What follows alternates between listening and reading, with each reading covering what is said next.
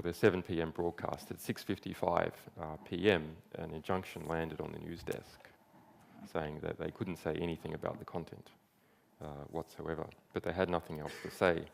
And they had, I suppose, in living memory, had never had this situation before.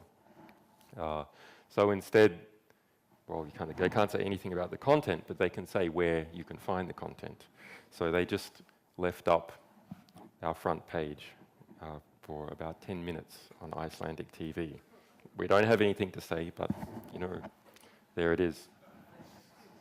Actually, we have a chat function here, a secure chat function. It's incredible. All these hundreds of Icelandic people suddenly dived in and were talking about it. That injunction was then overturned a few days later. And that is something that we have seen in many, many countries, this fight to overturn injunctions. That's what happened with Jaeger. That's why we released it, and that injunction did not go ahead. Of course, the big reason for Denmark is that Pollockton released it, but we also released it to defeat that injunction. The Turks and Caicos Islands, we've done that. In the UK, we've done that many, many times. In Australia. So if you feel you're about to be injuncted, give us the material and we'll tell us when you're publishing it. We'll publish it at the same time, and that will undermine the attempt to take it down. And that is something that is working quite successfully for us. We get a lot of letters from lawyers. Lots and lots. I mean, you wouldn't believe how many times we're sued. We get letters every week from lawyers saying they will sue, and they often chicken out before they get into court. We had a very big case last year in San Francisco where the biggest private Swiss bank, Bank Julius Baer, sued us, and we organised a strong countersuit. We ended up with 20 lawyers on our side, and they had 3 on their side. And the reality about the justice system is the man with the most lawyers wins. And I think that's why we won that case. Although many people in the US, including New York Times, said, actually, I think the reason is that the inherent justice in the US justice system reasserted itself. It is true that there is justice in the US justice system, but because of it's only just if you can afford or get your friends to bring a lot of lawyers. I would not say that there is inherent justice. There is a possibility of justice, and that's very important. That's not true everywhere.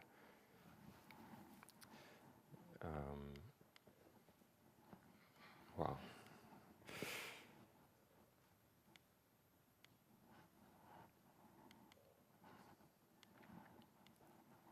Okay, so I'll do two very quick things. So we've done a lot on civilian. This is an important issue for Denmark. We've done a lot on civilian casualties that are happening in Afghanistan, and in fact the general involvement in Afghanistan. This is, we got hold of NATO's master narrative for Afghanistan. Now this is something that may come as a surprise for you, that NATO even has a master narrative. Its story, its strategic communications is how they refer to it now. They had a less politically correct term, I can't remember what that was, but anyway, now it's strategic communications, which is essentially spinning and propaganda. So this narrative is how the story of Afghanistan should be told to the press. And it's a lot like you expect, actually. And this is a leaked photo as well. But we got hold of it and it was encrypted. So our source got hold of the document, but the document was encrypted. We managed to crack the password. Now remember, it's all about spinning, right? So what was the password? Progress. Progress was the password for the master narrative to Afghanistan. And that document revealed that NATO was not to say that Jordan was part of the ISAF.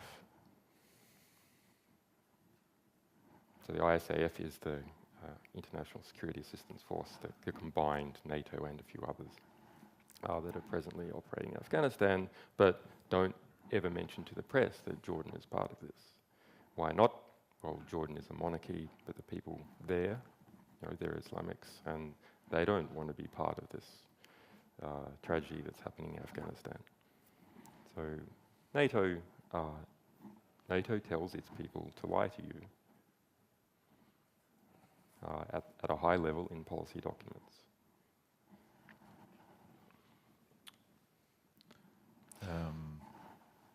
We're running. All right, running out of time. So I suggest you should look this one up, especially if you're into new media. So this is Trafigura. This was a case of toxic dumping in Africa on the Ivory Coast that drove 108,000 people to hospital. It was a multinational company, one of the 3 biggest commodity traders in the world, registered in Amsterdam, but also with operations all around Europe. And it tried to cover that up. It had a secret internal report that said that it broke EU regulations. We got hold of that report. Other mainstream journalists got hold of it, and they were injuncted,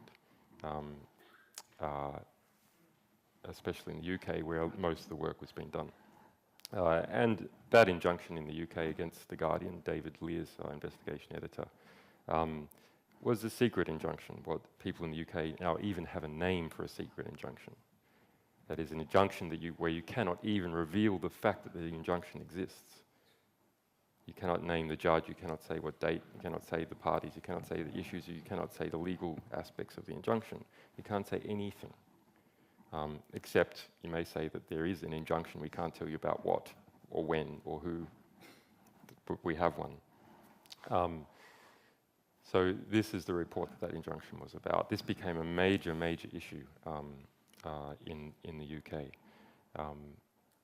We tried to get people in Parliament to bring it up in Parliament as a matter of parliamentary privilege. We got an MP to read out this URL, even with the colons and the slashes, in order to break that injunction. And eventually it was broken. And in the process, this censorship issue was exposed, the general censorship issue. There are right now between 200 and 300 secret gag orders in operation in the UK, where you cannot report the subject, but you cannot also report you're being gagged. And is that really a liberal democracy where the press has secret gag orders? I don't think it is. So it's not just the traditional countries we've been dealing with, China and Russia, that have the problem. This problem is everywhere.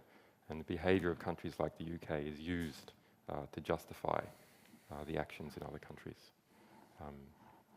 Okay, maybe some questions. Okay. We're running a little bit late on time, but it's the last session and there's a coffee break, so I expect that there would be some questions, so let's kick it off. Please say your name and where you come from before you ask the question. All right. My name is Nana Tilstrup, and I'm from People's Press that published Jaeger. And we were just as surprised as anyone, I think, to find it on WikiLeaks when it appeared. Of course you were. Of course you were. No, we really were, honestly, because my bosses are not that progressive at all. Else they probably would have used it. No, they published the book. I think that was a very progressive act. Yeah, no, in that way, but not technologically. So we were quite surprised. And we were also quite surprised, and that's my question, because then, you know what happened, most people do. But then everything... The Arabic issue. Yeah, and the defense minister and the chief. So nobody really took up the discussion about what happens with the legal aspects of injunction when this occurs, because what they actually said in the court was, well, you're allowed to publish the book. The injunction won't fall, or what will you say? But it is considered a threat to national security. So that Monday, when we were told this, we were. When you say it is considered, what is the it that is doing the considering? The publishing of the book. No, but there's an it that's making the consideration. We can all agree that the sky is blue sometimes, or maybe not in Copenhagen, but who is the it doing the considering that it is